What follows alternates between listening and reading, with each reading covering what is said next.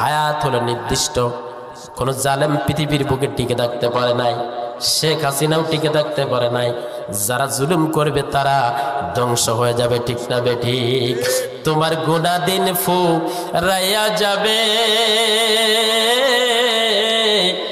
যৌবনে লাগবে বাটি, ওই যে দেখো ডাকিতেছে তোমার কবরের মাটি।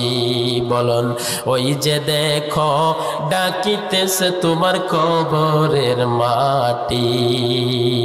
তুমি প্রেসিডেন্ট হওয়ার যাই হোক, এই পৃথিবীর শ্রেষ্ঠ মহামানব বিশ্বনবী কবরে চলে গেছেন, হযরত ওমর কবরে গেছেন, আবু বকর কবরে চলে গেছেন, সব রাষ্ট্রনায়করা কবরে চলে গেছেন, জর্জ ডব্লিউ বুশ কবরে চলে গেছেন, সব মানুষগুলি কবরে চলে গেছেন, আমাদের দাদা দাদিরাও কবরে চলে গেছেন।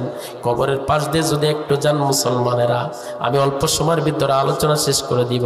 গতকালকে বয়ান ছিল উত্তরবঙ্গে, আসতে ঠান্ডা লেগে যাওয়ার কারণে কষ্ট হচ্ছে, এই জন্য আমি অল্প সময় শেষ করব।